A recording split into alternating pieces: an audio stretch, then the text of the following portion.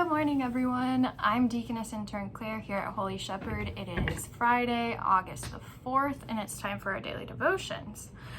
We are in Acts chapter 27 today, starting at the 27th verse. On the 14th night, we were still being driven across the Adriatic Sea when about midnight the sailors sensed they were approaching land. They took soundings and found that the water was 120 feet deep. A short time later, they took soundings again and found it was 90 feet deep. Fearing that we would be dashed against the rocks, they dropped 4 anchors from the stern and prayed for daylight.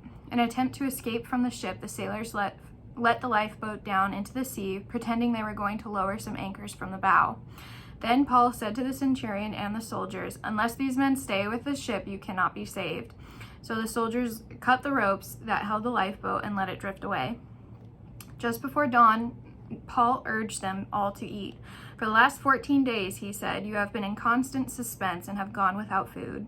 You haven't eaten anything. Now I urge you to take some food. You need it to survive. Not one of you will lose a single hair from his head." After this, he took some bread and gave thanks to God in front of all of them. Then he broke it and began to eat. They were all encouraged and ate some food themselves. Altogether, there were 276 of us on board. When they had eaten as much as they wanted, they lightened the ship by throwing the grain into the sea. When daylight came, they did not recognize the land, but they saw a bay with a sandy beach, where they decided to run the ship aground if they could. Cutting loose the anchors, they left them in the sea, and at the same time, they untied the ropes that held the rudders. Then they hoisted the foresail to the wind and made for the beach. But the ship struck a sandbar and ran aground. The bow struck fast and would not move, and the stern was broken to pieces by the pounding of the surf. The soldiers planned to kill the prisoners to prevent any of them from swimming away and escaping, but the centurion wanted to spare Paul's life and kept them from carrying out their plan. He ordered those who could swim to jump overboard first and get to land. The rest were to get there on planks or on pieces of the ship. In this way, everyone reached land safely. So obviously this is not a great day to be a sailor or Paul. But Paul is not as nervous as the sailors or the soldiers for that matter, because Paul understands that even though this is a terrifying situation, and I mean these individuals have gone without food for 14 days because they've been so anxious and working so hard to try to alter the situation that they happen to be in. Paul knows that his life has to keep going. Like, his purpose is to spread the gospel. Like, God's plan is for him to get to a certain point, so he knows that they're going to be fine. And so he even offers this comfort to these men who didn't listen to him when he told them it wasn't a great idea to sail. And that was in the previous chapter. But Paul still is telling them, hey, you need to eat. Like, we all are going to be fine. Like, you just have to keep up your strength. And we see some pretty sneaky actions happening, like with the rowboat, and the sailors were kind of gonna leave everyone to their own devices, like the sailors and the prisoners that they had, or the soldiers, excuse me, and the prisoners that they had, because they kind of recognized that they were up a creek without a paddle, pun intended.